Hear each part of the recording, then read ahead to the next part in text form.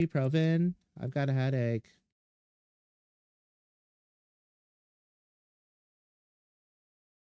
I've convinced this that I need music. We need music, chat. Which one of you has my music? None of you, because y'all don't know what it is. Back you.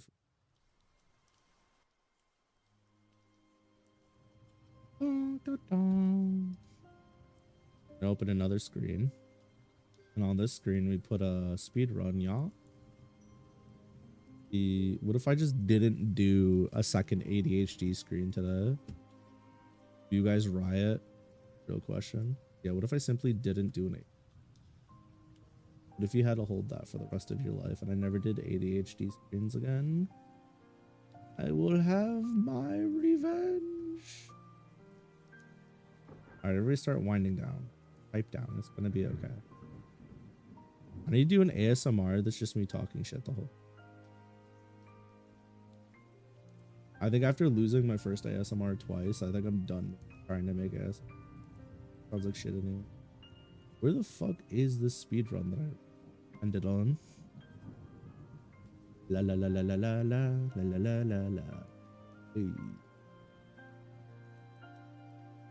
Stupid bit.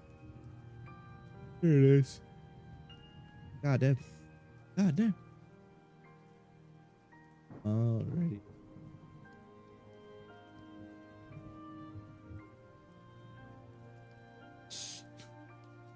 Where the fuck is it? Found it. I should make a new overlay for Late Night Lucky. I made overlays for everything else. And imagine. Properties. It'd be really nice of me if I made a pretty overlay for Late Night Lucky. I've been stringifugged. Ew. You're stringifying me. What? Oh, it's our nation. Heck. Alrighty then, Lunar Dicks. Grab yourself a blanket. Grab yourself a pillow. Get on cozied up. A Picto chat background? What are you talking about? I'm talking about the...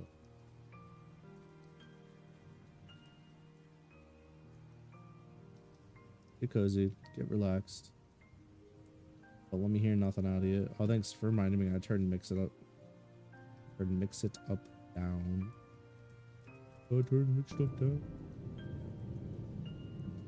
What is it? Oh, bad. So check out. You feeling ancient?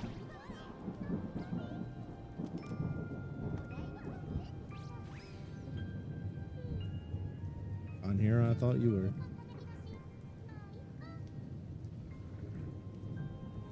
Yeah, the green screen kind of cooks the memes. There's not much I could do about that. If I turn it off, a lot of my redeems get cooked. Like specifically, Kuru gets cooked. But I guess it doesn't really matter.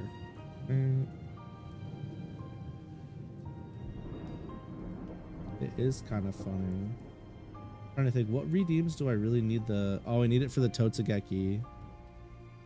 I need it for Totsugeki. I need it for Backstreet Pool, I think.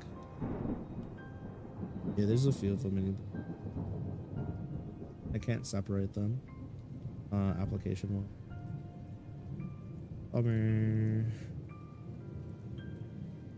Whoever just walk up to Ho and be like, hey, I like his style.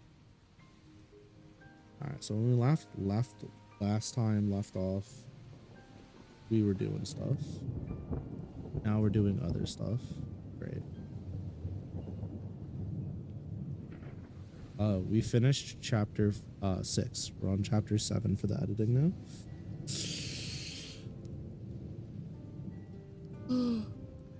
God damn. Let me just read this last part of chapter 6. I don't remember if there's something I had to change or not. And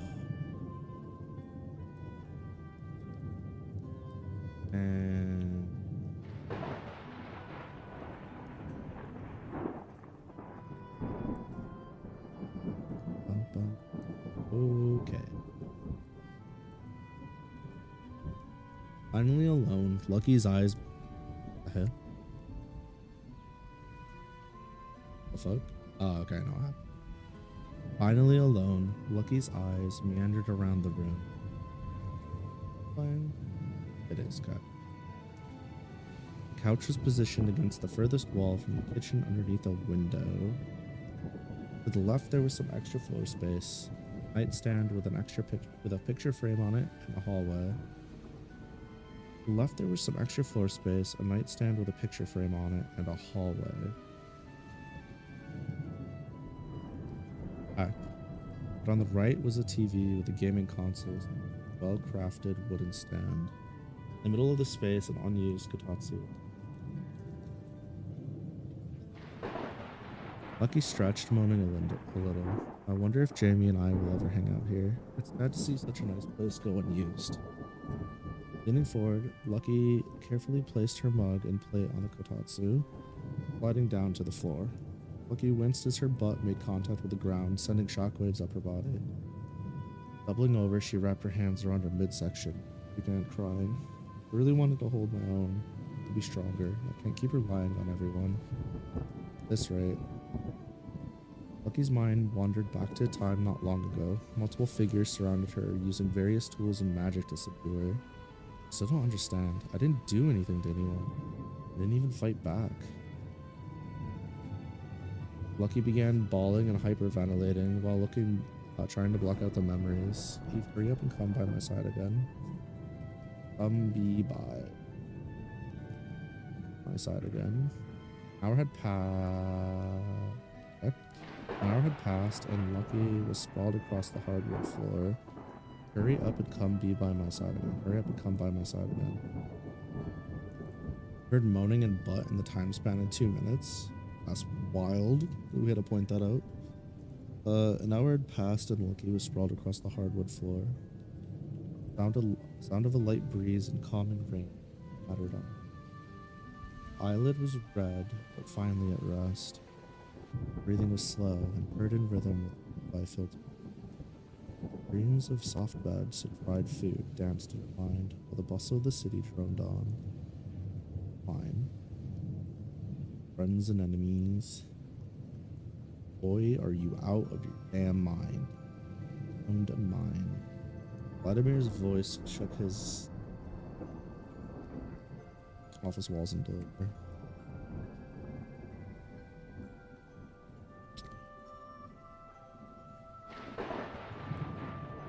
Amy had preemptively covered his zoo.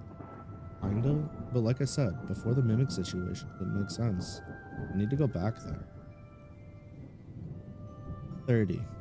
Vladimir huffed. 30 mimics is the number you claim to have slain by yourself. That is correct, sir. Jamie nodded.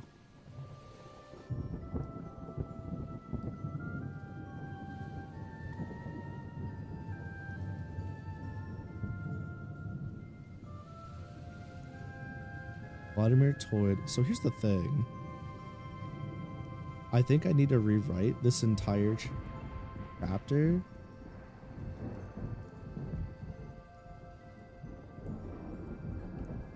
All right, so we need to have a conversation. So originally for the mimics, okay, let's kind of back up for a second. So there's going to be a group of individuals going around and essentially helping aid the process of creating ennobleds. Ennobleds are monsters that become sentient. They gain extra power. They're essentially, okay, take like in most forms of media, when you name a monster, when you name a creature, when you name something, it gains strength, right? Because essentially you make a pact with it.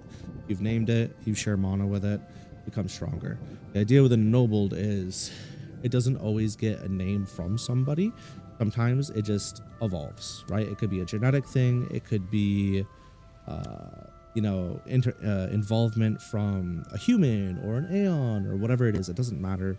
It could be that the beast itself achieved multiple feats or did something great. Like, for example, if a wyvern fought a whole pack of crowdells and survived, there would be a possibility of that specific wyvern becoming an ennobled, right? So what an ennobled is, across all of my forms of stories so far, is, like I said, it's a beast, a creature, or whatever that becomes named. It becomes fully sentient.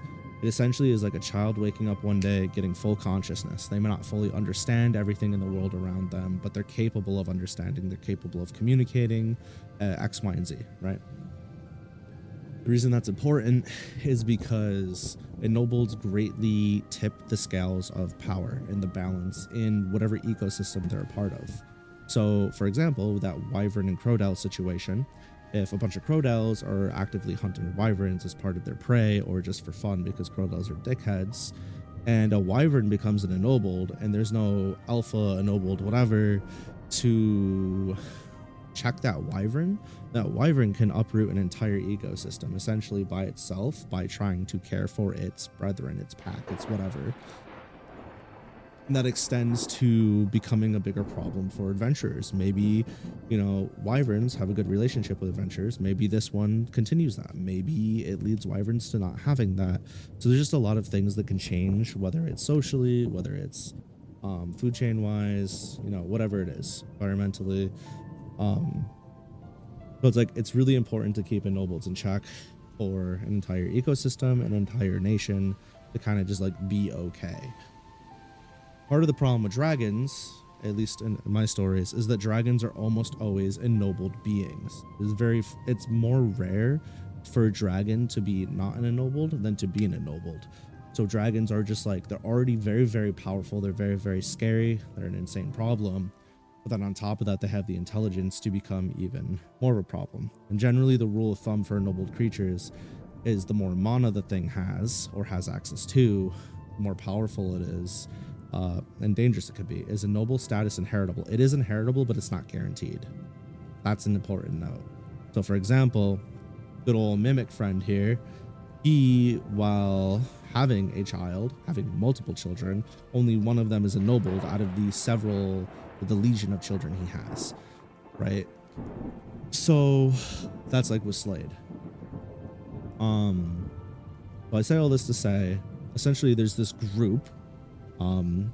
The group is a mixture of characters from different walks of life right now, and each of them have an association with a different Aeon. The reason that's important is Aeons have an association with old gods. Now, old gods and Aeons kind of became interchangeable by this point in, we'll just call it the overall timeline. In Aldust and in Aldust Kronos and in Aldust Vanguard, old gods were considered to be like the pinnacle of power. Consider them as concepts that have a will. So they're not necessarily physical. They're usually a metaphysical status. They're metaphysical existence, if you will. So like fate exists because of an old god. You know, the power over ice magic exists because you know, old god of X exists to give it doesn't matter. But essentially in current times, old gods and Aeons are kind of interchangeable because of what Quincy and his group achieved. So there's still a faction that believes the old gods should be held in higher regard and have more power, whereas the Aeons should be like a subsidiary and just kind of like enforcers like they used to be, to carry the torch. And then through Aeons, people can get extra power, whether it be a leader, a king, or whatever. It doesn't fucking matter. So this group kind of, some of them hardcore subscribe to that old ideology, which this ideology doesn't even technically exist in this realm, but they're a ragtag group of people that have knowledge from other realms because of bullshit that happened. We're not going to get into that in this story, but what we are going to get into is them trying to create ennobleds, because ennobleds are a quick and easy way to lead to a tip and balance and power. And with a group like Vanguard, much easier to fight them if you have multiple ennobleds keeping them busy. This story is not going to go into like world ending or universe ending territory, but it is going to have a lot of like interpersonal struggles and bullshit. And part of that is dealing with this specific group of members that is going around and starting shit. What is Taiga's ennobled status? Taiga's not an ennobled. What do you mean? Confused.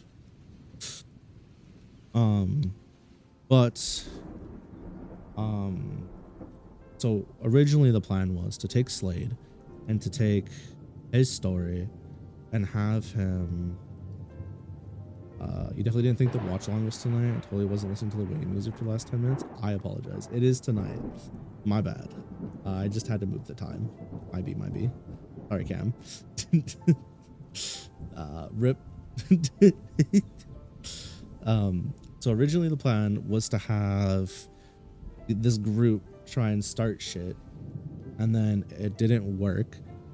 And then so they're trying to start shit with the mimics. They're trying to egg them on to fight Aegis, start shit on Aegis so like Aegis can be invaded again, and then they'll invade Aegis and accomplish what they want to accomplish.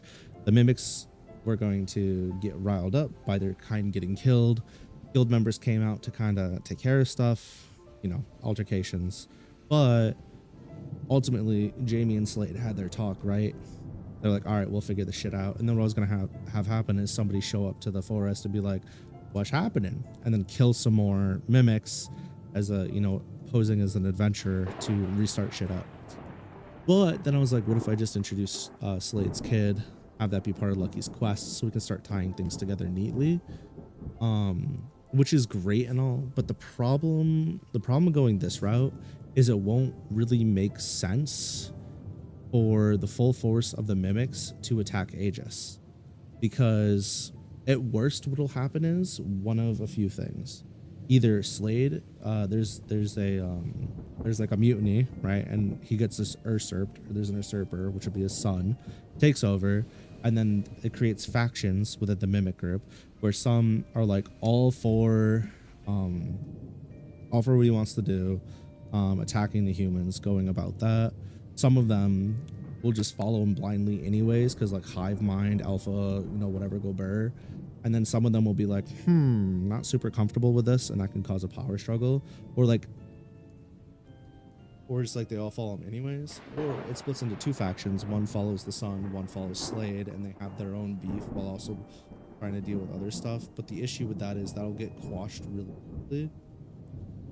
And then I came up with another problem. If I wanted them to attack Aegis, right now, Jamie and a few other party members that are currently in Aegis are entirely too powerful and too strong without having other characters introduced that need to be introduced to have that invasion happen. Like, it can happen, but with the might of the Fool's Carol alone, the mimics are going to have a massive power spike from what they currently have, and the only way to do that is to either multiply their ennobleds or just like they get a new patron than what I originally gave them. And it doesn't matter because like nothing's really locked in stone yet, but there's some issues on that front which I've been thinking about for a while. But then there's the other option, right? I just have Jamie fucking kill them all. Yeah, we just wiped them off the earth, and then instead of, I forgot the mimic's name, it was like Harmony. Yeah, Harmony, the child of Slade. Instead of having Harmony be like, fuck people, my dad's wrong, da da da da da, Harmony could be like, you killed my father and my entire family and everything, fuck you guys, and then try to kill, you know, Lucky and them while they're at the thing. And then this way they have like an actual fight, and I could change how that goes and ends.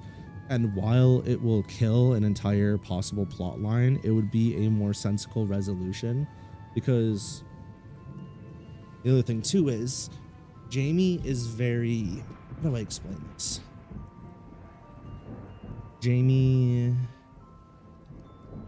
all about giving something that's different another chance. Because let's face it, Jamie's not human, right? And in fact, he's the last one of his species. His species has been hunted to extinction. And that's why, like, with Lucky, he didn't just straight up kill Lucky, right? Or try to, put it that way. And with Slade, he was more than willing to have that conversation, stuff like that. Jamie, I wouldn't say that Jamie is a like altruistic or pure-hearted individual that just wants to like not kill things and be innocent. Jamie is a battle-crazed, like, he's not okay in the head. He's had a lot of trauma. He sees the resolution for a lot of things via violence, and he knows he's good at it, and he enjoys the thrill of battle. So he's never gonna be like, it bad to hurt people, it bad to hurt intelligent beings. He's never gonna pull that bullshit. He's just gonna throw hands when needed. So there's a lot of like, I feel like I want to say little hypocrisies with the way that I handled the whole mimic portion. So I've been kind of going back and forth on how I want to handle that, but I think ultimately what I want to do is I want to have Slade have 2 kids. Harmony's going to be the first one, and Slade and Harmony are going to get killed. And then there's going to be a third. The third one's not going to be seen by Jamie or any of the Fool's Carol members or anything. And what's going to happen is one of the people from the group, the unnamed group, going to show up. They're going to be like, hey, what's up, Ennobled? Your whole family fucking died. What you going to do about it? And then they're going to bring the mimic on board with them. And they're going to indoctrinate the mimic. They're going to fuel this mimic, make them powerful, and go from there.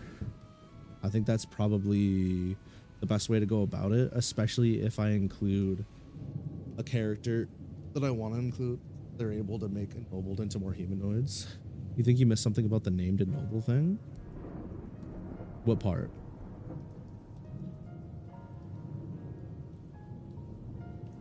Like what it is? You assumed all humanoids had Ennobled in there? No, I see it. Yeah, so being an Ennobled, think of it this way. Think of it as like a summoned familiar getting a name and gaining power, except without being a summoned familiar, right? Whereas like humans and sentient humanoids already have names, and they might get power from their name, let's say, some power from their name. They're not necessarily inherently getting it because of that. Ennobleds are able to grant themselves names if they become ennobled entirely on their own. Otherwise, they're given a name and they gain power from that. But that's reserved for beasts, monsters, general creatures. The only ones that would like get a name are werewolves, who are specifically wolf form, occasionally person, if they go unnamed, but they're not going to get a lot of power from it, if that makes sense. It's not a boon that's applied to humanoids, obviously, most of the time. I shouldn't say the only one is a werewolf. It would be any kind of mostly beast, occasionally human individual. But yeah, if you just essentially pretend that it's a summoned familiar and then remove the familiar summoning part from it, it just makes it a lot easier. And I think. Word tier. Pokemon trainers be Pokemon training. But ultimately, I guess what I was getting at is with the mimics, I have to solidify a decision. I was trying to think like long term, how much does it really matter? Because the mimics were never really meant to be a long-term group of individuals in the story.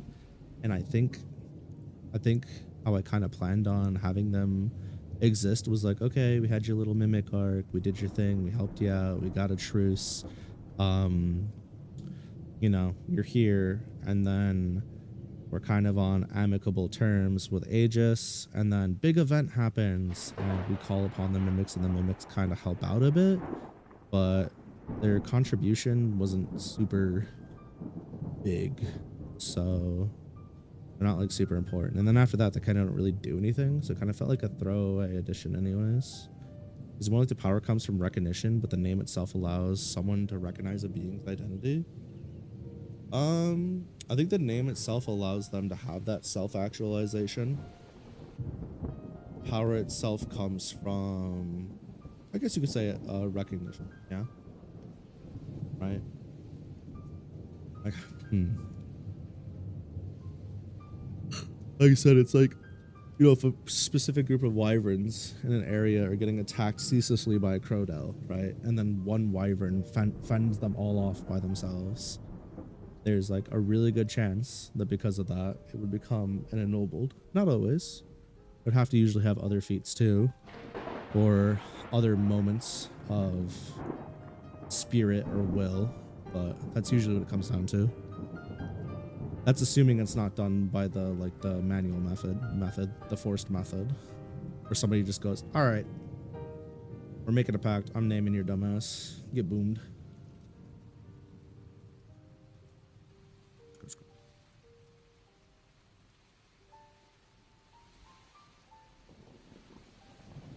Maybe like in the same sense, right? In this story, that's the whole thing behind the breakers. There's breakers that are named, and a lot of the breakers that are named, they have extra power because of it, or extra utility. It's not always power. They just get more out of being named. Maybe they're more durable or do a little bit extra. Like Broadfeather, right? There's probably other swords out there that could move you in the direction you thrust, but because it's a named sword with meaning and spirit and will behind it, it becomes something greater than when it was originally. That's why like extra talented blacksmith or craftsmen are so well sought after and respected, because while another blacksmith could follow their process to a T and do exactly what they did, the will and the spirit and the mana, you know, the life signature behind it may not be there. Therefore, they're not going to create the same quality of good. I don't know if that makes sense. It's a way of writing in a bit of that, I don't want to say free will into the story, but it allows for characters to be a little bit larger than life, even outside of, oh, okay, it's fine. Just knock over all my stuff. No biggie. I don't mind. Anyways. Not really sure what I'm going to do here, but I think I'll figure it out by the time I get there. I've been thinking about it, so. Okay. 30, Vladimir huffed. 30 mimics is the number you claim to have slain by yourself. That is correct, sir. Jamie nodded. Vladimir toyed with a squishy cat plush in his hand. What you say is true, and I'm assuming that it is. We can expect that number to be well over 1,000. No matter how good you are, that's impossible odds. Exactly my point, Jamie excitedly slammed his hand on the table. Vladimir raised his brow, causing Jamie to quickly pull his hands back. Sorry, Pops. Never mind that. Hardly see how sending you into the forest to die is a good plan of action. Come back when you have an idea with a more solid foundation. Jamie shook his head. Who else is able to escape danger like I can? Know my abilities, so what's the issue? That is precisely the issue, my dear boy. Vladimir raised his voice once more. If the mimics learn the true nature of your ability, could you honestly say that we're prepared to fight a small army of you? Vladimir rubbed his forehead. Jamie let the silence fill the air as he took a seat across from Vladimir. The problem is there's an active request in that forest. Traders travel through there, and the locals of Century Village do their hunting and gathering there. Jamie paused. One simply cannot idle when there are lives at stake. You taught me that. Boy. Ugh. Fine. But Beatrix goes with you. Vladimir conceded. What? You're sending me in with that maniac again? What if shit gets too real? Won't be able to flee as readily with the both of us, Jamie complained. Either Beatrix goes with you or I suit up myself. Your decision, son. Vladimir's fangs poked out from his toothed grin. Eating old man. Fine, I'll give Betty a call. Wonderful. And it's settled. Jules Carroll will be initiating a mimic force survey. The intent of this mission is to identify the cause of the overpopulation and snuff it out by any means necessary. Vladimir stamped a piece of parchment on the desk. However, no lives may be lost on this endeavor, he added. Yes, sir, Jamie smiled. A little while later, Jamie found himself on the northern outskirts of Mimic Forest. Where is she? He fiddled with a stick he found laying. As if on cue, a wyvern could be spotted in the near distance, barreling towards his direction. Alright, I won't have to chew her out for being late. Before the wyvern could begin its defense. Before the wyvern could be... Before the wyvern could... I'm gonna take a sip of water real quick. Imagine cooking yourself. Man.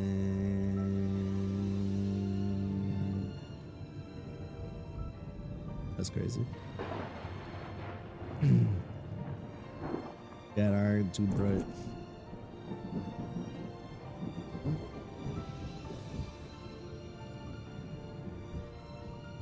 Okay. Before the wyvern could begin its descent, come on. Jamie saw a shadow diving at him. Gotta be fucking kidding me. This. Not again. Now, of all times. Jamie took a few steps back to the side and tossed his stick down. Bite me, you moss-headed dope. High-pitched voice rang through the... An average-height woman with deep skin was diving headfirst with her fist extended outwards. A long tail swiped rapidly at the air, speeding her up, aided by the fin at the tip. Just as she was about to make contact with Jamie, her eyes widened. You please. Jamie grabbed her outstretched hand and rotated her entire body, dampening the force before swinging her over his shoulder. Shut up. And then finished his movements by gently tossing her on the grassy hill. This is supposed to be a go in quietly type of thing. You listen to anything I said on the phone, buddy?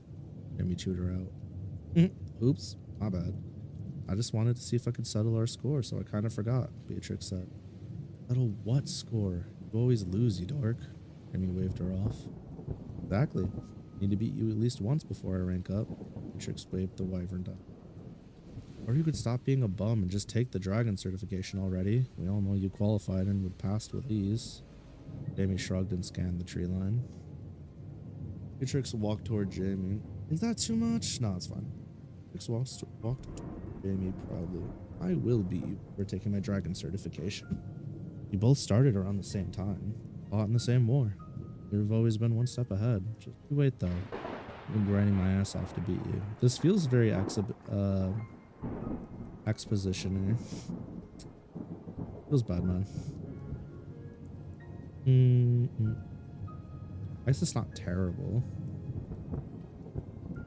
Maybe a couple too many lines. I'll revisit that in the future. I'm probably just feeling it feels exposition-y now, but I won't later. Definitely conversational, but specifically this part. We both started around the same time and fought in the same war. You've always been one step ahead.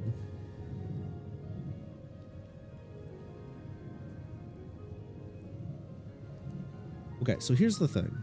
This sentence ruins an entirely fine section, I think. Am I tripping? Does this feel exposition-y? Because like her attacking him and being like, we're supposed to go in quietly, and she's like, I just want to settle my score. I just want to beat you once before I rank up. That's all fine. Him kind of like dismissing her is fine. And her being cocky, being like, I will beat you before taking my dragon certification is fine. I could go, I will beat you before taking my dragon certification. Skip all this. Just you wait though. I've been grinding my ass off to beat you. I've been grinding my ass off to... I've been grinding my ass off, we'll be fine.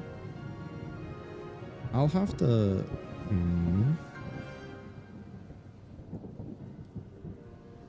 to... push it?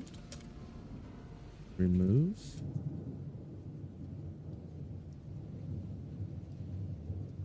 I'll come back to this. I have a feeling I'll leave it. It's not super egregious, but this is the kind of thing that like that I would like one strike, two strike this super hard within a certain amount of time. If I read this and then like within a page and a half, 2 pages, I saw something like this hard exposition-y again, I'd probably be like, listen here, you little bitch. Because something like this, I can always touch on again later, like when they spar, right? When they spar and be like, you could be like, I don't get it. We both started around the same time, fought side by side. How are you so much stronger than me? Like that would be so much. I'm so tired of you being so much stronger than me. That would be so much cleaner than using this. Yeah, just get rid of it. Don't be a bitch. It's fine. Dude, look at that. Ta-da. Acknowledged issue and said, nah, I won't worry about it, and then got rid of it all in the same breath. Am I so funny? Just you wait though. I've been guarding myself to be fine. Wait a minute. Jamie looked at Beatrix with a glint in his eyes. Forward to it. Began his descent toward the woods. So Betty. Right. The two entered Mimi. Yeah, Mimi. The two entered Mimic Force Small. Deafening silence was only broken by the sound of their mute. After exchanging worried glances, they picked up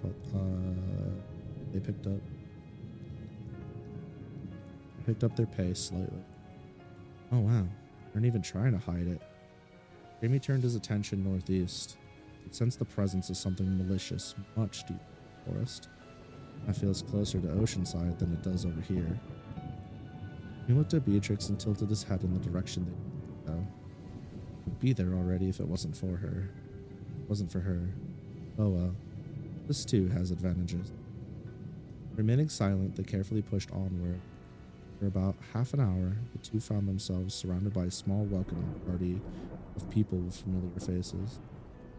There's about 20 of them. How do you want to handle this? Beatrix assumed a fighting stance by materializing a chrominium whip in each hand. While they didn't have quite the same range as your average chrominium, it featured a retraction system to form a small, short, light. God,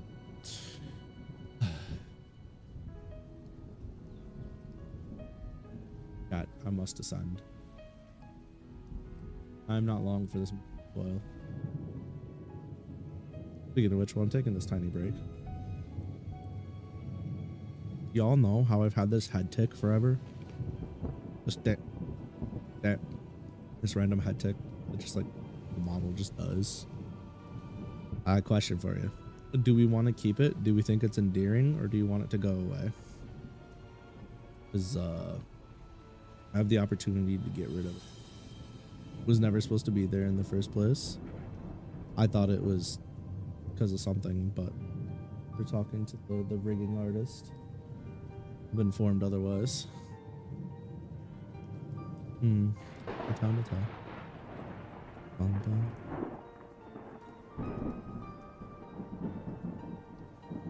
they didn't have quite the same. Okay. Well, they didn't have quite the same range as your average chrominium whip. They featured a retraction system to form two small short sword-like weapons. Featured a retraction system to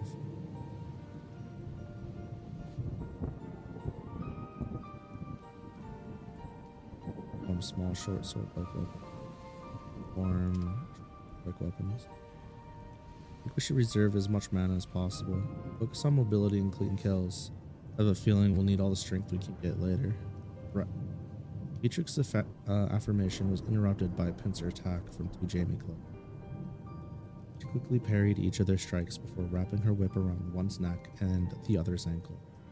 On pressing the button on her whips and flicking her arms across her body, whips retracted neatly from blades. On pressing the button on her whips and flicking arms across her body, whips retracted neatly into blades, causing them to drag up. Retracted neatly into blades.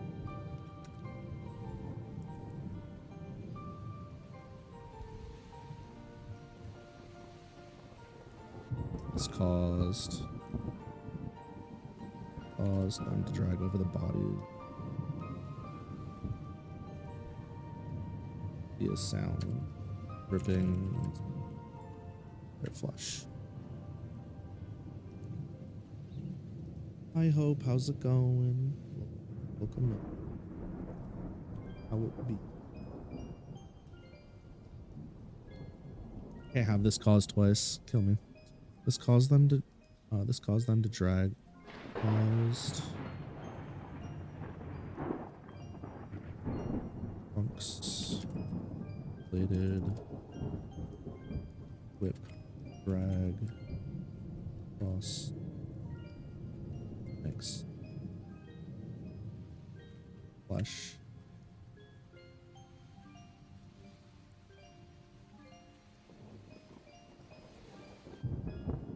How did the first mimic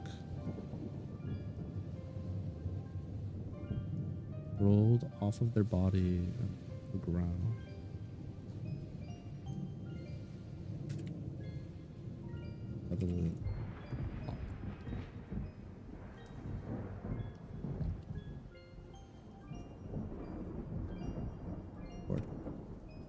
Second mimic looked on in horror at their comrade. Their leg exploded, causing them to fall back.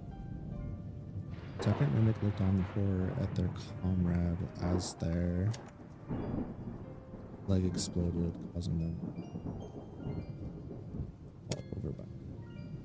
Which legit had to restart on your phone the moment you sent that. Sadness, but hope everything's going well. Damn. I was just asking how you're doing. I'm doing well. Hopefully you're doing well. If you're not doing well, expect a nuclear bomb to land into your solar plexus.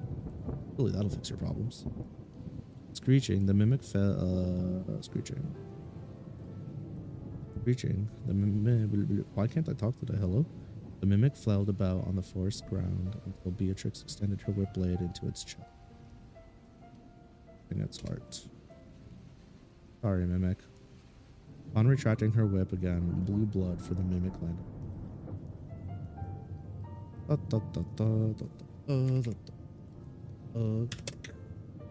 Green blood. Okay. Stress. Ridiculous. Beatrix scoffed. You dare insult me with his face and your measly strength?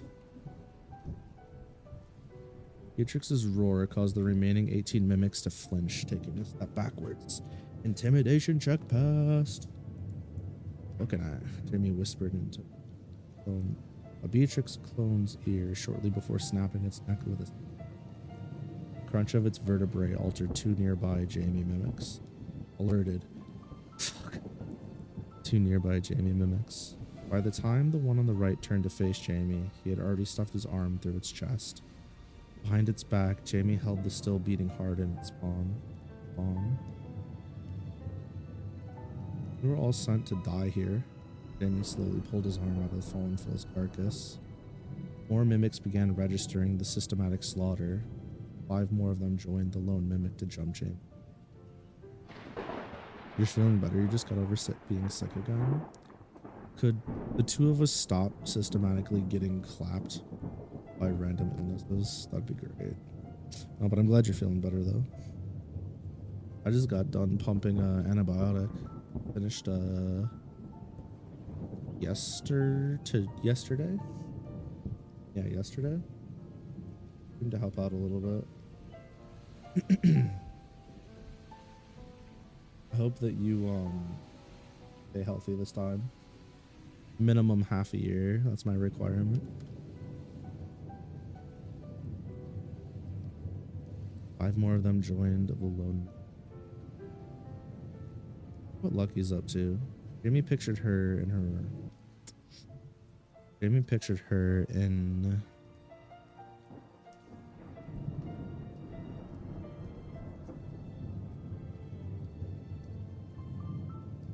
work attire. We're trying to envision what she would look like in one of the maid outfits. Okay. Jamie pictured her in her work attire before trying to envision what she would look like in one of the maid outfits. My immune system's crap.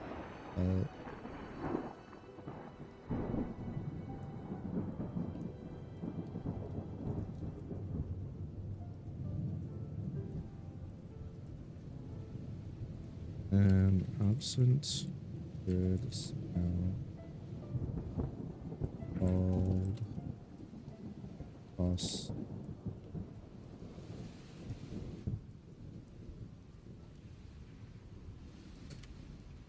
Absent minded, dog, cross, face, as he rocked, ill, all of a mimic. Maybe capitalize a mimic. I'll fix it later.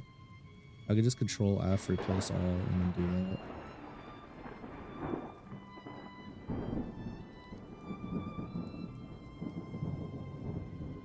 Really? Its cranium caved in and his foot met the ground, causing a small-scale eruption of dirt. His cranium caved in and his foot met the ground, causing a small-scale eruption of dirt. Forming a dust cloud around.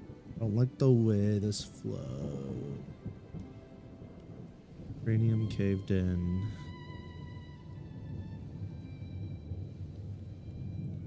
Is still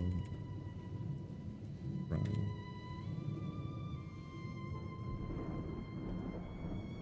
Small scale eruption launched cloud of dust. There. Cookie butter. The dust spread throughout the entire area within. The mimic that had been next to him since the start listened as his companions cried out one by one. A random merfolk-colored arm spun through the air, clearing some of the dust and landing on his feet. It was quickly followed by the piercing cry of his comrade.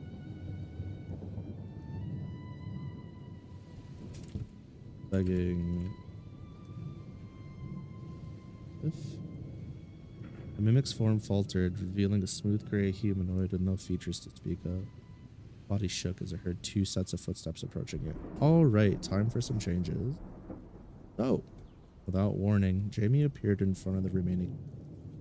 Now that all of your friends are dead, would you mind telling me if I'm going in the right direction? I figured I had to keep heading northeast-ish. That sound about right? Jamie waggled the leg of a mimic in front of its feet.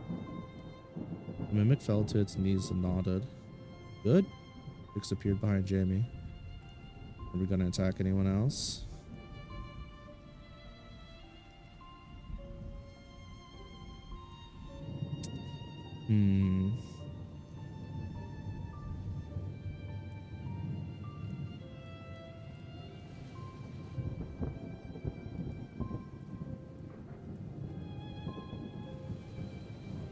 This whole thing needs to get caught.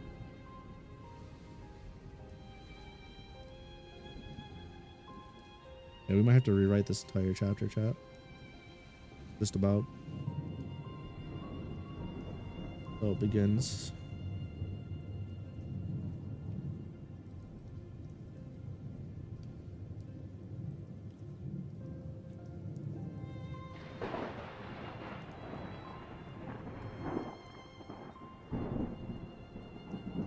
Weird tricks.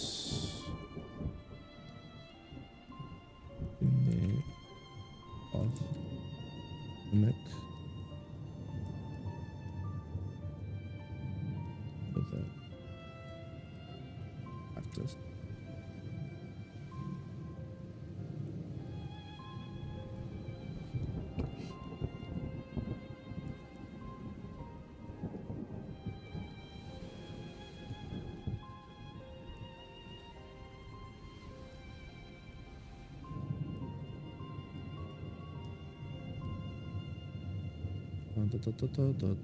They attacked us. The two walked in silence. Hold on, I'll be right back.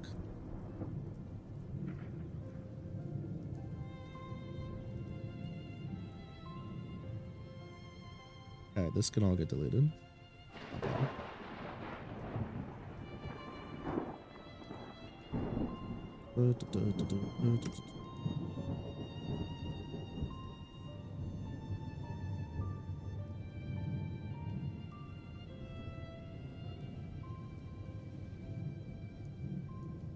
We're awful.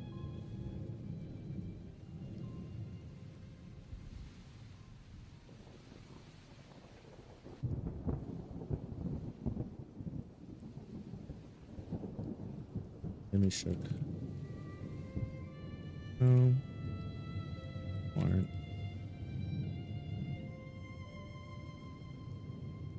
Chances are to gauge.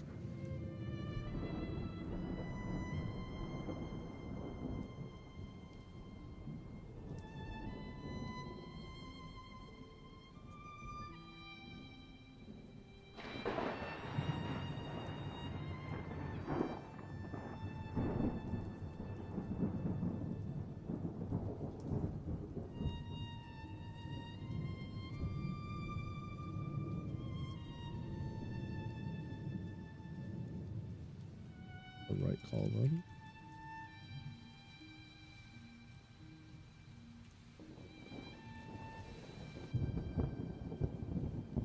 Well, maybe side. Press down. Fortunately, damn, I cut too many of these. Fortunately, it was so one-sided. I think they get the picture.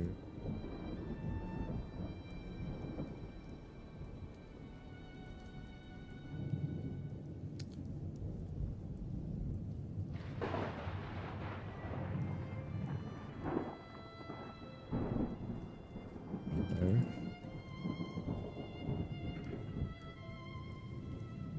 Probably.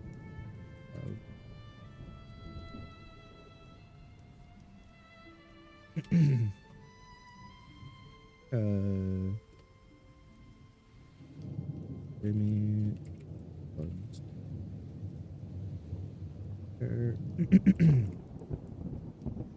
Silence for.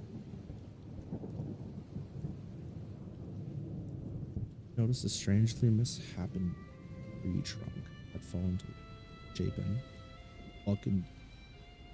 I just said mishappen, chat. A strangely mishappen tree trunk. I'm gonna throw my head against the wall. I'm gonna take the fucking brains out my goddamn mouth.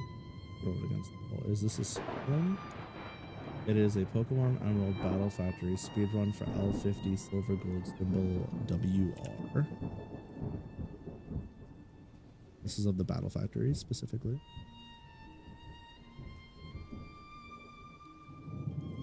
Which is incredibly painful to speedrun, by the way.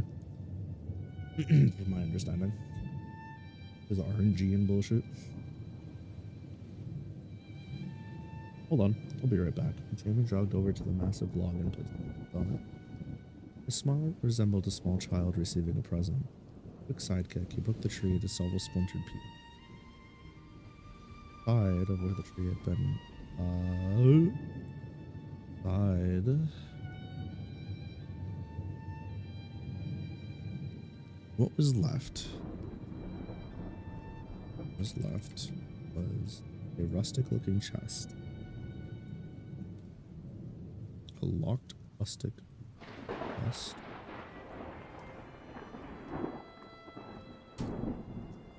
Beckoning him to come and claim its reward.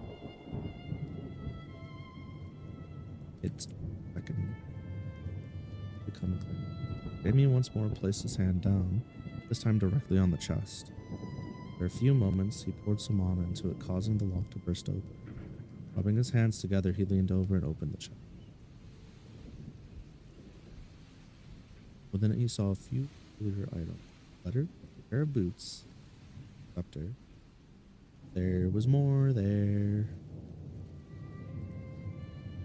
There was more there. There was more there.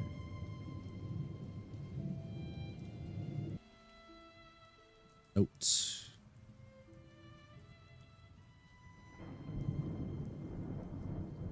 Note.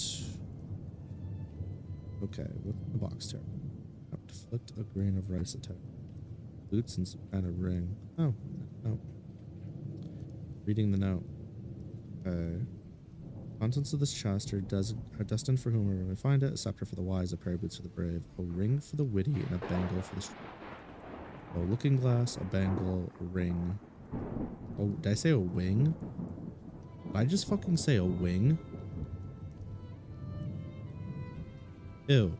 Ring, bangle, glass, scepter, boots. They fucking... letter. Pair of boots. Ring. Bangle.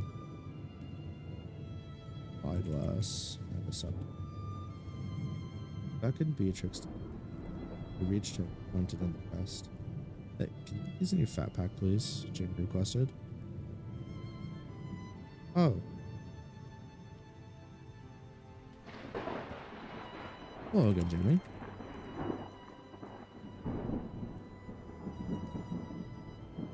Oh, great. Here. The voice again. Past 40 minutes. Enjoyable. You know, walking in silence. All that.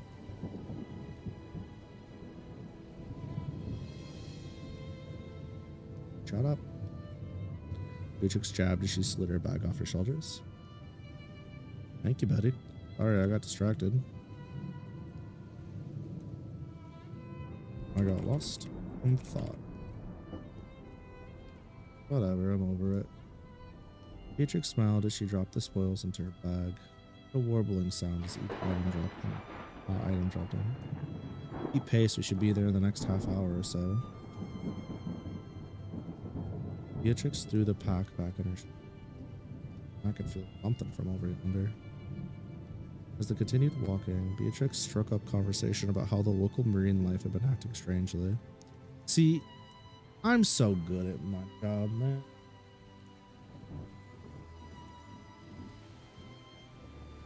I totally forgot I wrote that line. I mean, it'd been nice if I round. Would have been nice if Beatrix was around earlier and could have said that earlier, but whatever. Tossed around many theories and speculated the long-term effects it could have. After some time, she abruptly changed the conversation.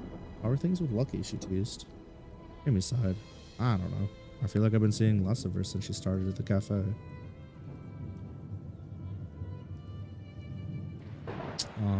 Feeling lonely, aren't we? Let's do this. Let's go.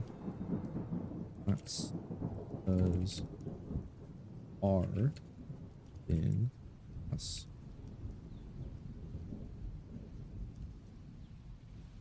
We is. Where did I think I could go? What a joke. Beatrix is. How's it going, Krma?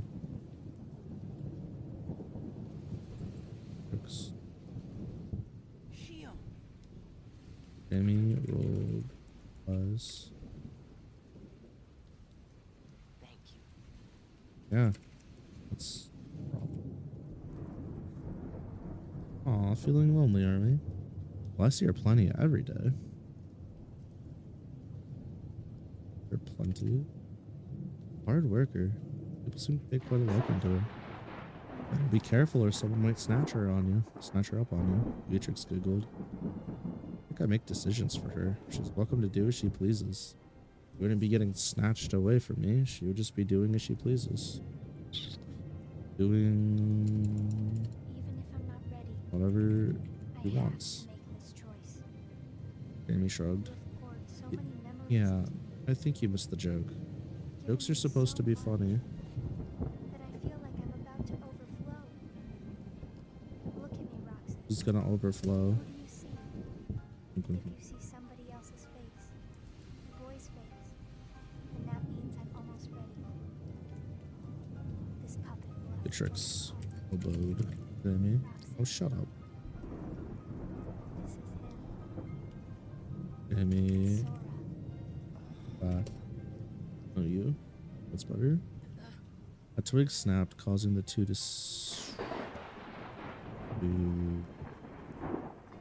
bolt into battle-ready positions. You're next, Fuck. Roxas. Jamie scanned the area, taking in all the shadows, points of elevation, and fauna. This is why I was created. They got here fast. Face contorted with frustration. remained silent, listening carefully for the slightest of movement. Let's end this game of hunter and prey, shall we? Jamie's voice was powerful as he addressed the woodland. Perhaps, an echoing voice called out to him. He turned his attention to the east, where he felt the slightest flare of moth. Mimics have long been peaceful, and an important part of the ecosystem. What have you done to make it? What have you done to make it hostile? Jamie inquired. What have I done? Being from beyond sounded annoyed. It is you city dwellers that take as you please. You disturb our lands, killing us if we try to communicate. Beatrix continued scanning the area while Jamie held the being's attention.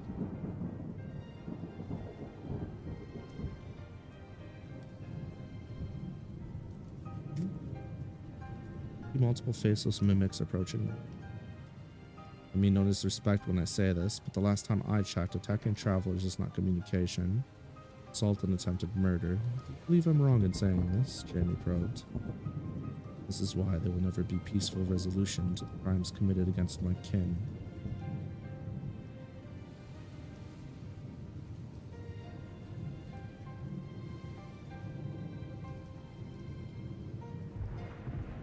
Alright, wait a second.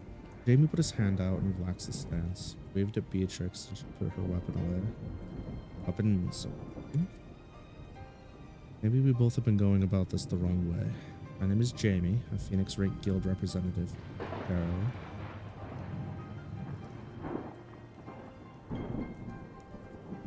This here is Beatrix, a Wyvern ranked member of the guild. If we could avoid further bloodshed, we'd be more than happy to. Well, if we could avoid further bloodshed, we'd be more than happy to have an open dialogue with you. What's your name? Jamie took a slight step forward, and a small legion of mimics revealed themselves to him. Call me Slade. Gain from speaking now. Why hadn't you tried that before killing my kin and forcing the forest to birth me? Slade asked.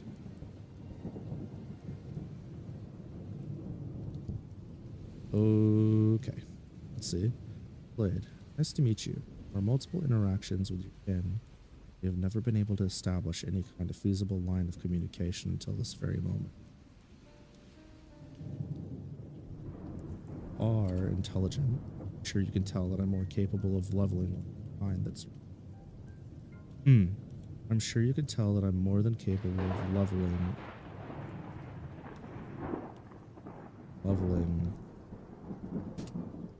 this entire area.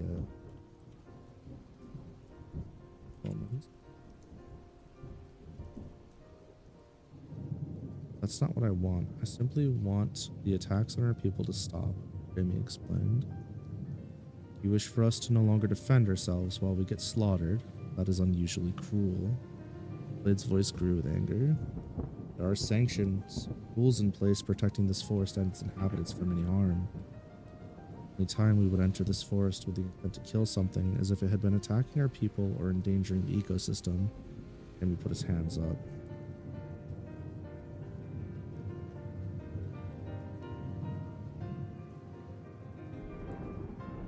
A looming figure approached Jamie. So, deaths of my friends, family, were our fault.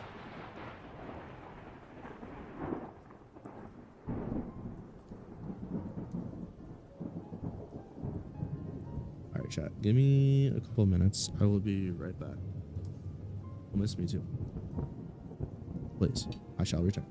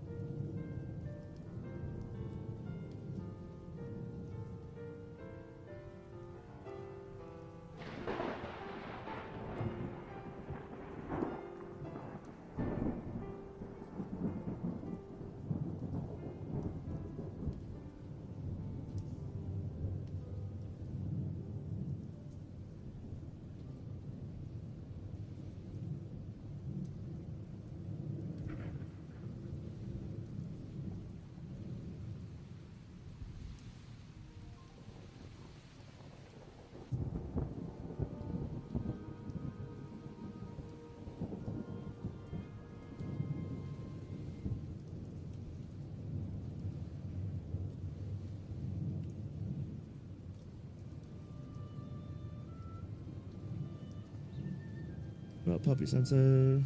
Bye, chat. No worries, Tasso. Get your stuff done. Look good looking.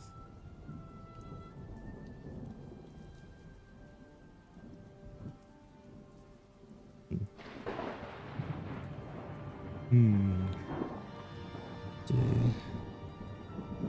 Now I know why I didn't have them fight. Amy just too good with it. Kinda.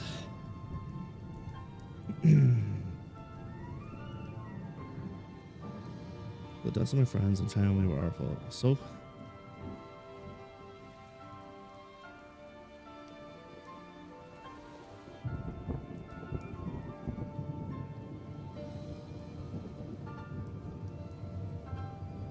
far, anytime I fought a mimic in this forest, it was purely out of self-defense. But I simply walking direction.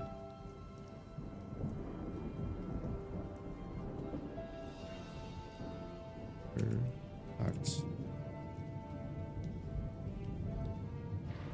However, that doesn't mean that there aren't criminals causing trouble that we've yet to detain.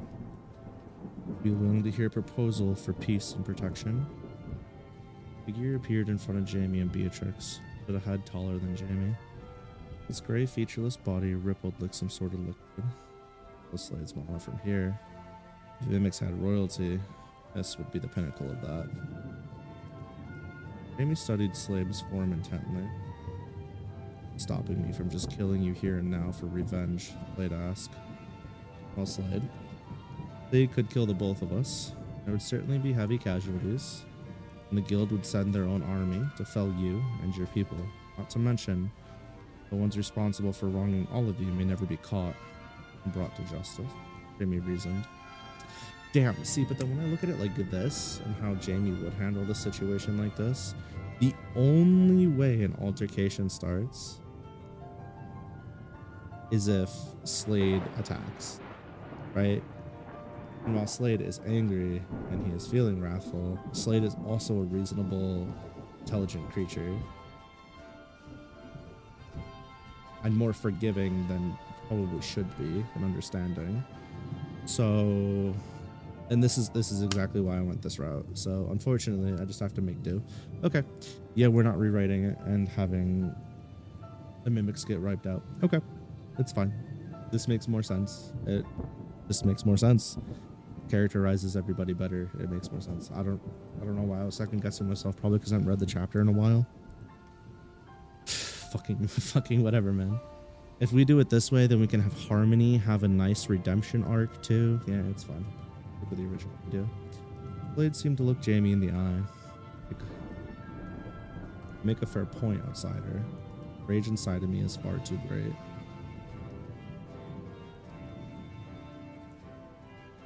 I can only imagine. But is it too great to risk the lives of your remaining kin? Too great to stop the criminals who attacked your fallen brethren? Jamie asked. Full 3 minutes went by and Slade finally responded. I cannot overlook the murder of my kin. Jamie listened intently. Are you willing to atone for your crimes against us? Jamie shrugged. How would you have me atone? Jamie, you can't be serious. Beatrix. Atone for what? You acted in self-preservation. Jamie put his into his lip and smiled. Shh, let's listen to what Slade has to say. Jimmy turned his attention back to the mimic. Listening, Slade. I meant what I said. I have no intention of harming any of you. I don't have.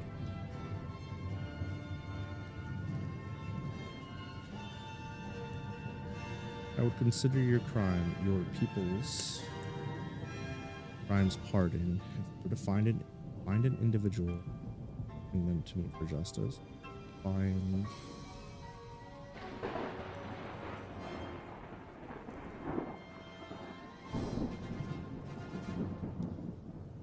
It's work. Player. Jimmy pulled out his phone. Can you show them? Pardon me. Can you take their form so I know who I'm looking for? Jimmy restated his.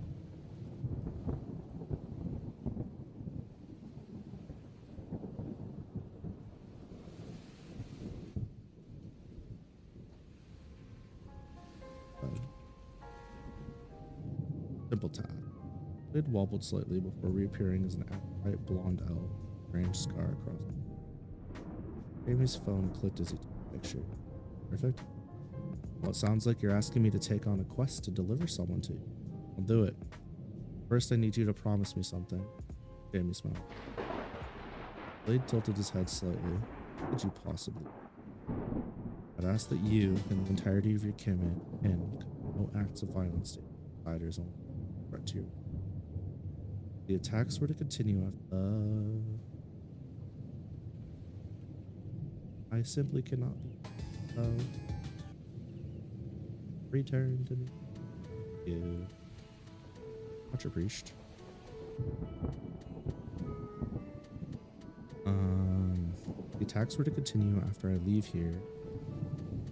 It'd be impossible for me to protect you. Jamie waved his hand. A tiny piece of metal with a vicious phoenix-shaped button. If anyone attacks your people unprovoked, press this button. Jamie tossed the device to Slade. Slade grabbed the item out of the air and placed it on the chest. It sunk into him, disappearing from view. Have my word, Jamie. But you are a strange outsider. I can sense a familiar sensation from within you. I'll await favorable. Wonderful, Jamie exclaimed. Turned to leave, but hesitated for a moment. Blade? What is it? I'm sorry for the pain we've caused you.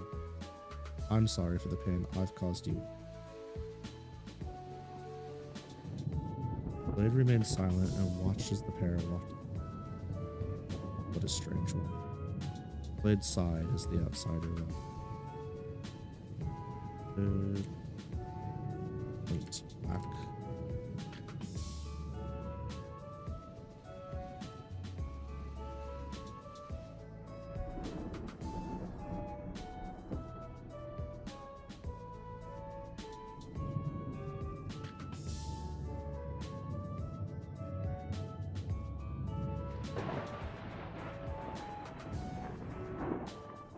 Hell was that?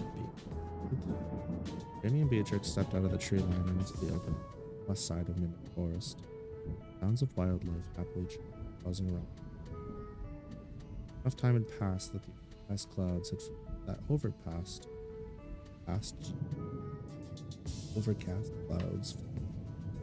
Clothes felt wet from. I don't know why you're so upset. That could have been a bloodbath, Jim. Act in full, Beatrix. Jamie kept walking, and uttered in this mimics. What's your point, Betty? Beatrix grabbed Jamie by the shoulder. Are you fucking stupid? They attacked us first. Jamie stopped walking and turned to face Beatrix. Right, we defended ourselves. They had known we meant no harm, they attacked. Like we would have attacked them if we knew the same. But we went in there with the intent to wipe them off the map, so what is your problem? Jamie's expressionless face matched his dead cold. You know as well as I do that this kind of logic that casualty. Forgotten the Millennium War. Punched her. But Vladimir reminds us about it every month. Have you forgotten that it was through the efforts of this reasoning that the war finally came to an end? I'm just skipping the part where we elevate the death toll. Millions, Jamie reasoned. I always do this. Do what exactly? Try to do my job?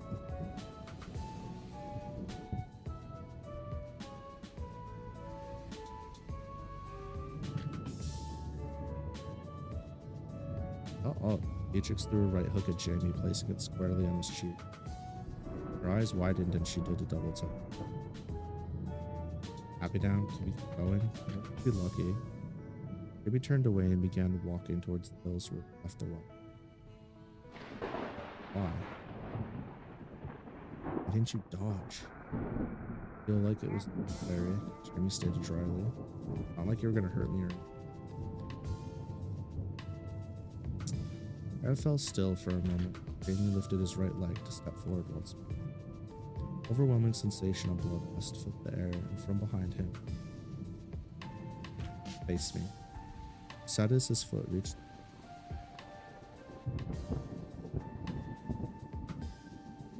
scent wave surrounding area.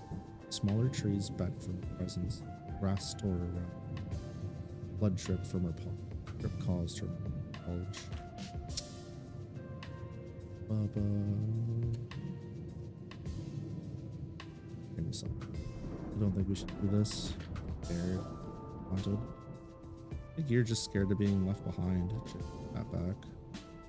A single drop of rain fell past Jamie's field of it hit the ground, which struck at her. Jamie appeared behind her, as though she predicted it. Now lashed out his back. Happily weaving the wide attack, Jamie slipped to her side and landed a clean liver shot with his happily wide attack.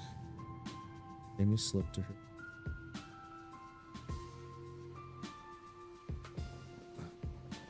Beatrix gasped, fell to her knees, gritting her teeth.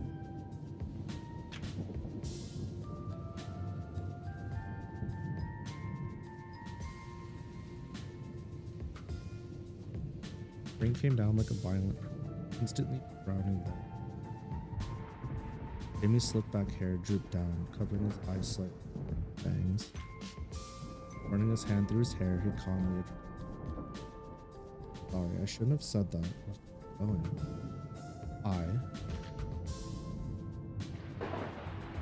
Rain seemed to slide off of it. Want your goddamn pity. And it's so easy. Granted powers equal. No burdens, no financial worry, no adversity. And you think you could just do whatever the fuck you want? Someone needs to beat the stupid face of yours. Beatrix's chest heat. Damn, Tom. Really feel. Jamie frowned. I thought we were friends. Closer than that. Never knew you thought about me this. Thought about me.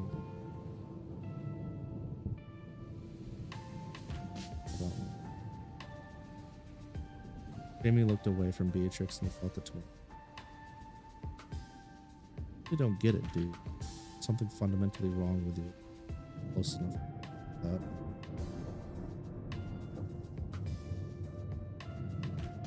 Who else? Really close. Fine. Not together. Boy.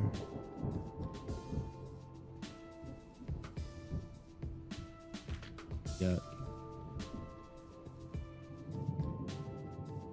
Beatrix attempted to approach Jamie again without fanfare.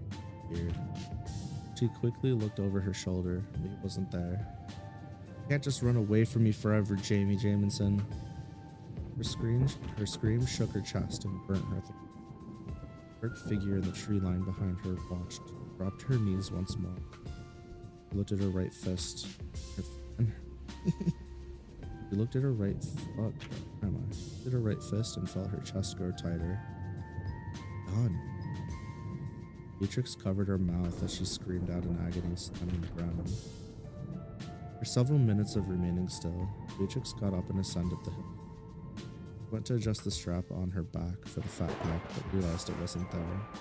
She died. Thoughts were interrupted when she reached the peak on seeing Jamie tying the bag to the wyvern. When did he? She remembered back to when he appeared behind her and dropped her. Fast is he really? Ready to head back. Jamie's monotone voice caught her off guard.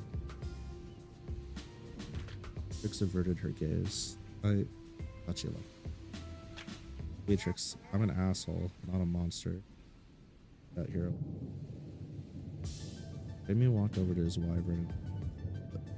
Beatrix muttered absent-mindedly.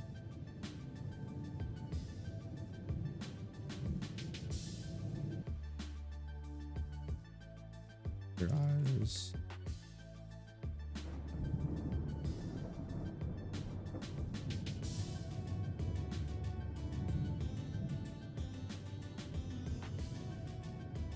Who flew out of the area heading back to the drop-off? Jamie stayed a few paces behind the entire flight. Jamie and Beatrix finally reached Aegis and made their way to the Fool's Barrow. Neither of them spoke a word to each other. Amy pointed at the hospital, grabbed some of the food inside the backpack before hurrying inside. After a little while, he came back out with his gear still in. But the person I was looking for is already checked out. I'll catch them at the guild. Something like that's real shame.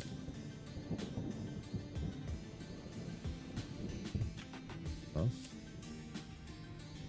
Okay though. Gotta catch them at the guild or something later. He explained what seemed distant. Once at the Fool's Carol, the pair hurried back to Vladimir's office. They reported the events of their quest. However, Jamie left out the details of the outburst. Really interesting. Vladimir rested his chin on his elbows placed for a mahogany desk.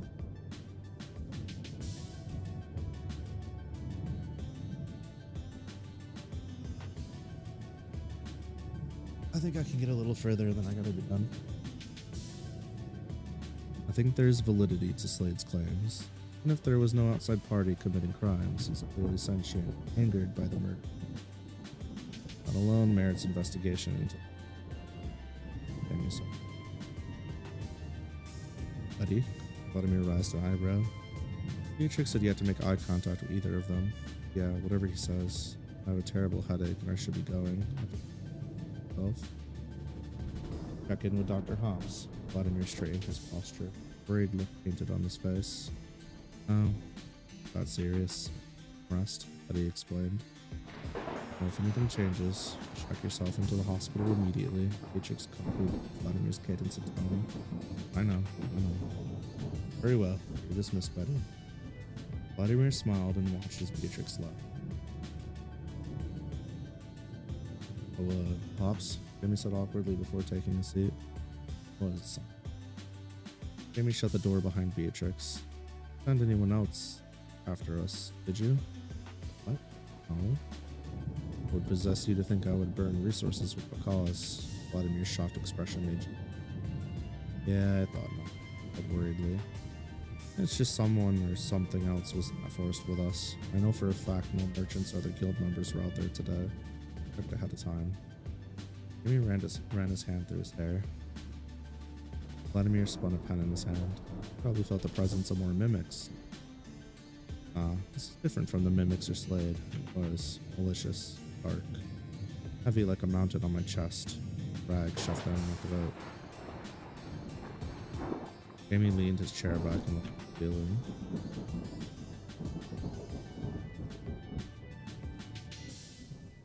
Fact. Playing me. That is no pleasant imagery, boy. Vladimir furrowed his brow. Huh? Jamie leaned forward carefully, setting his chair links on the ground. Wasn't the slightest bit pleasant. What you're describing sounds like an old folktale. Vladimir stared off. I'm supposed to be. I wasn't able to confirm anything. I think we should be careful in the coming day. Something isn't. Jamie rubbed his temples in frustration. Can't figure it out. There's mana alignment has been off for a while now. No surprise should big changes be coming in the future. Vladimir reasoned. Be fine, boy. Not me that I'm worried about.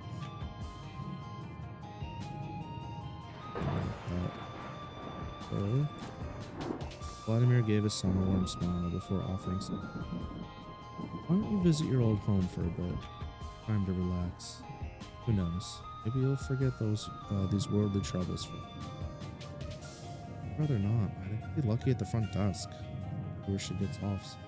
I'll see when she gets off, so I know when to pick her up. Jamie explained. Vladimir pointed to the door. Welcome back, Tasho. I'm no longer asking. Go. Relax.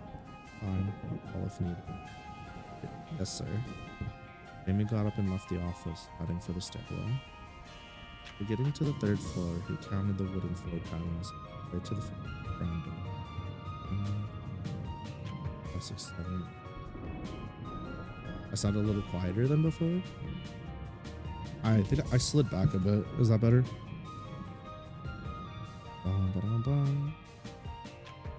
A trippy line of logic for me. Don't fuck me up now. Stop for a moment to examine the dark aged bronze. Gently place his hand on it and release a tiny tracing on it. Click.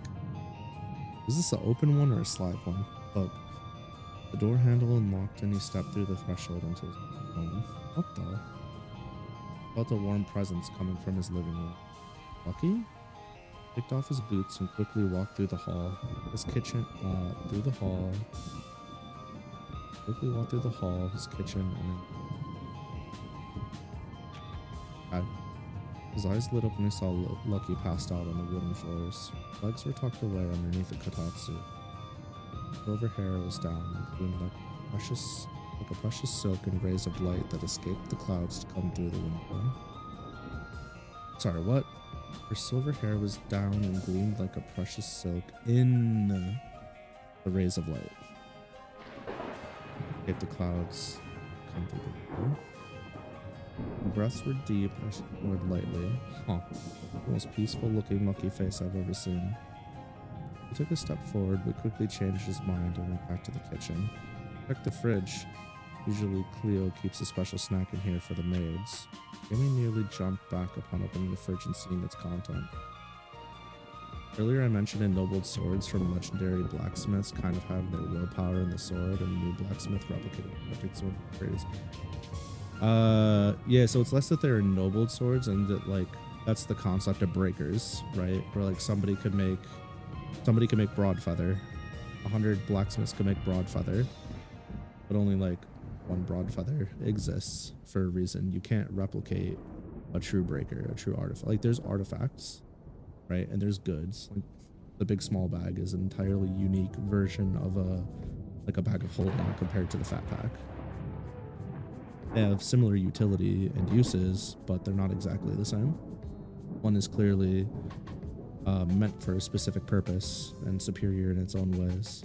Not to say artifacts or basic tools can't be better than a breaker in certain regards, but like breakers are their own thing, and some breakers are fully sentient, and some breakers like have their own life force and mana.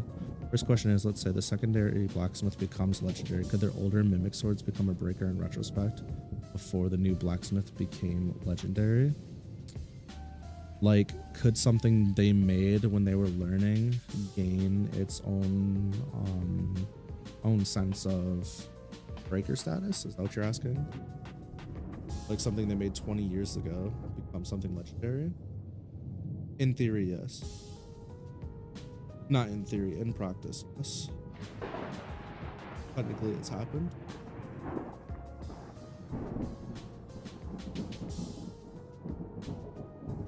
But usually there's like, it doesn't just happen, right? It's not like just laying around in their storeroom and then it just randomly becomes ennobled. Or not ennobled, geez, now I'm saying ennobled. It becomes a breaker. Essentially, the idea is the stronger something's spirit or will, essentially its gate, right?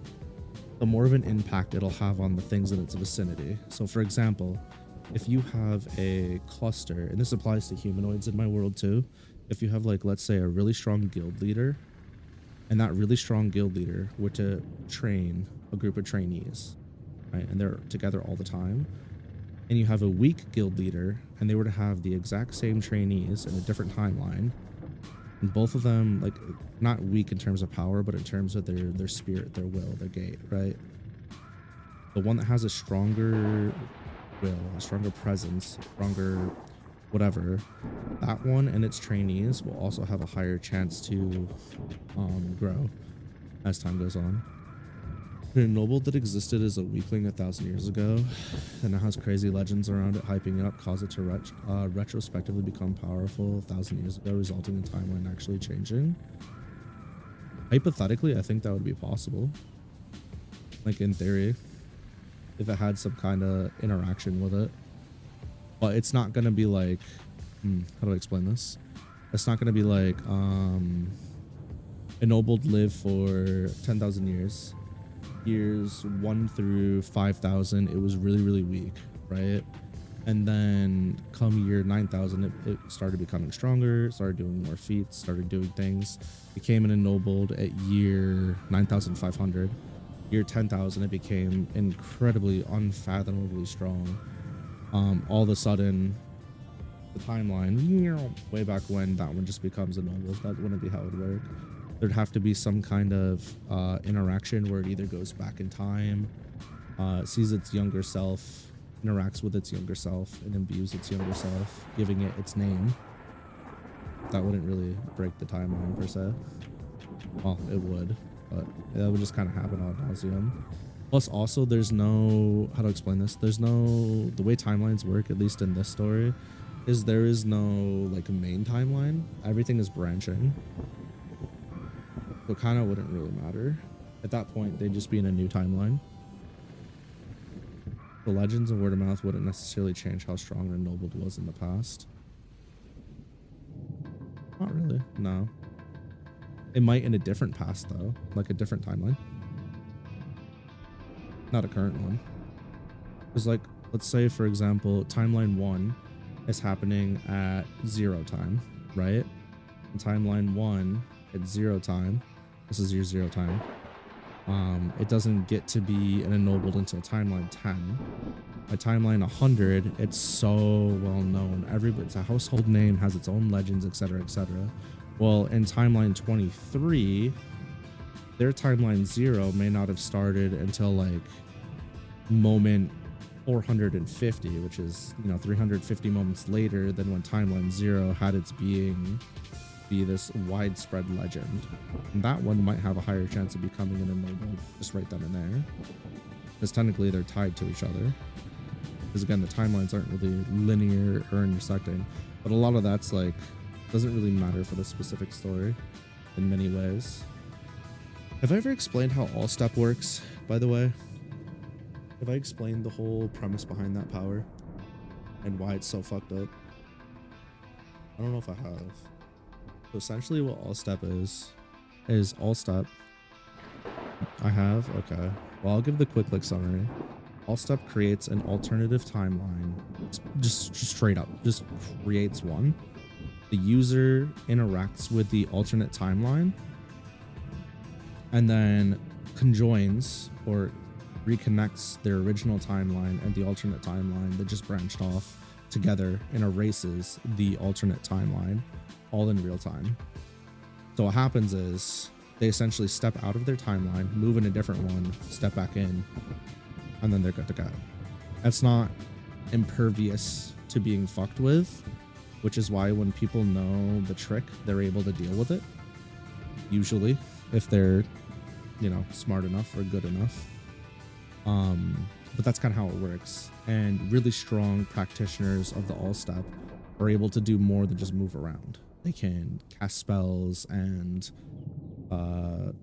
do a bunch of other stuff while in that timeline. But that's like one person. That's one character that can do all that. And yeah,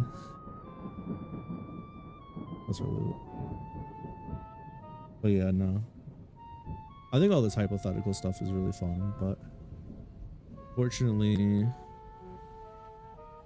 yeah, I don't think too much of it's gonna have an impact. It's not like this specific series and power system and stuff will ever be big enough to have it like spawn like RPG system type D&D book or anything like that, so it kind of doesn't really matter, unfortunately. But it's still cool to think about and talk about because that shit's always super fun, I think, personally. I mean, I could talk about the book and the book theories all day. I try doing that with my mom sometimes, and I'm like, she just like, I could tell that she's just like yapping me and whatever, and I'm like, all right, it's annoying. I can't really talk to Astra about it because she's just like, I'm happy for you. I'm like, uh-huh, thanks. Yeah, it's hard to talk to people about it unless they're into it, which I understand. The struggles of being an author, I suppose, and being really passionate about a project. Jamie nearly jumped back opening the fridge. What the? I'm shopping. The fridge event, it's like, how to explain it? It's like being a super fan or a big fan of an IP but you're essentially the only fan. Does that make sense? And it's like, well, even if there's like other people that like it, they're not gonna like it nearly as deeply as you. And you're like, well, who the fuck do I talk to about this shit? I'm not saying like pity me or anything. I'm just saying like that's how you could kind of relate to it and understand. Liking something in a bubble is always hard. Fridge had been filled to the brim with various meats, fruits, and goodies. On the top of a carefully wrapped dish was squid on a stick. Jamie saw a note was placed on the top of a carefully wrapped dish with squid on a stick. Okay. That'd be a lot better. Note was placed.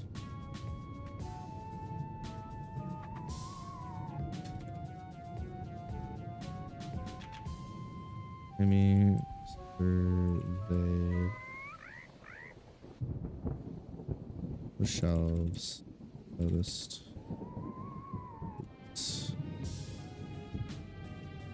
prepared.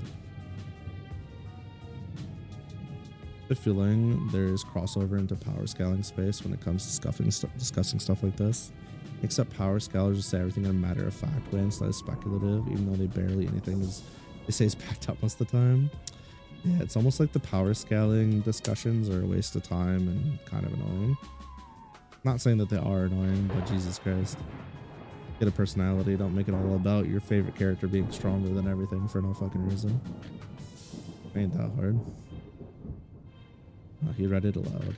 Lucky had a hard day and could use a little extra attention.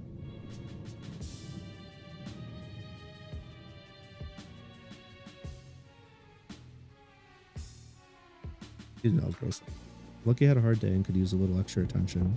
At least I think. I know you will, but I'm going to say it anyway. Take it easy on her, will you? Maybe take tomorrow off too? She said she wanted to be alone, but who knows? Maybe if it's you, it'll be a different story. Leo. I'll have to thank her.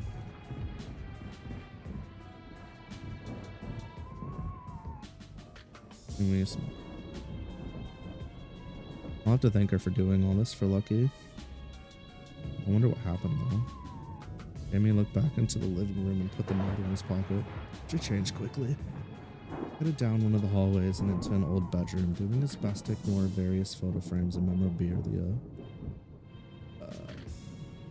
Okay. Pulled open his dresser's drawers and quickly grabbed a high-quality pair of black joggers, a Krma t-shirt, and a cafe-branded hoodie. Hid his underwear inside of them before heading into the bathroom. After a quick shower and freshening up, he threw his clothes on and went back to the kitchen. Pulled out the squid on a stick and various snacks, warming up what needed to be hot when served. Also pulled out a 6-pack of in-season Raz Blonde beer before heading to the carefully balancing the various dishes and snacks on the way. Kotatsu was easily filled with the items he placed on it. Reached for the remote on the TV found across from the couch and turned on the TV, loading up YouTube. NewTube, I'm so funny. Fidget.tv and NewTube. God damn, I'm so good at this. He scrolled through his subscriptions list until he found Anko and put on an older highlights video. I don't think Lucky's seen this one yet. He then placed the remote down and leaned over towards Lucky, his face above hers. Placing his hand on her shoulder, he began to speak. Luck, what are you doing? Lucky's eyes cracked open. He quickly leaned back. I was just trying to wake you up. You like eating with me? I'm starving. Jamie said, trying to hide his blushing ear. I knew I smelled something good. Lucky yawned and sat up. I didn't do the nyai thing here. Oh, I did the autocorrect. Nice.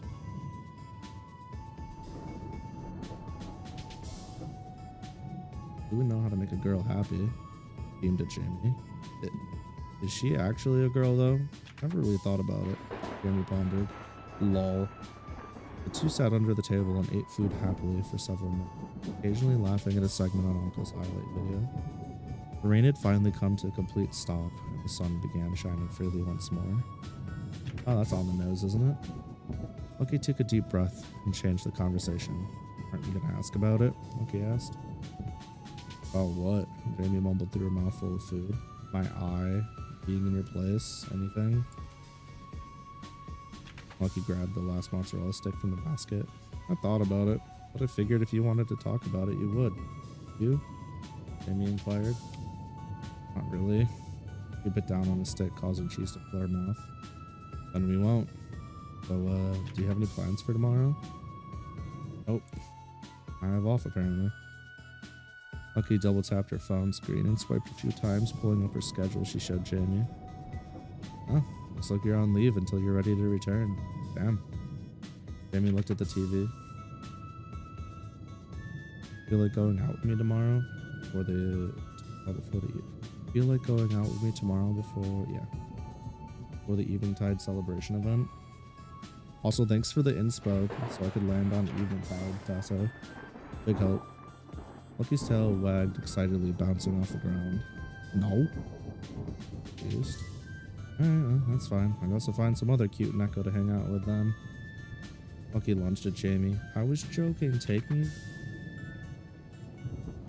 Powdered in his chest. Yeah, I know. I was kidding too. Sorry, some of that. Oh, you're fine. When I was having a hard time coming up with the name for the event, he gave me inspiration so I could name it the Evening Tide event. I was just saying thank you for that. I was kidding. Date then. Like for real this time, or just like a friend date? Okay, I shyly. Date. Jamie's heart red. Oh. For the hat pats. Who said I'd want to do that? Lucky teased. Before Jamie could rebuttal, she continued. Thank you. I look forward to it. Alright. Let's end. Oh, we're right at the end. Never mind. Let's finish this. The two enjoyed each other's company for the rest of the night and decided to crash there rather than heading back to the log cabin. They had turned on Anko's stream as per their usual nightly ritual, got on the couch together. After a while, Lucky found herself laying on Jamie's lap, and he was petting her head. I can't believe Jamie doesn't know that Anko's really Stella, and I do. She thought as she drifted off into her dreams. Well, the two knew it, they had both passed out, but they had been long and trying. The comfort of each other allowed them to slip into deep time being.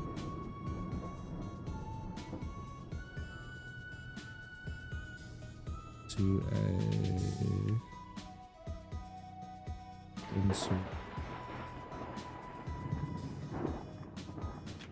live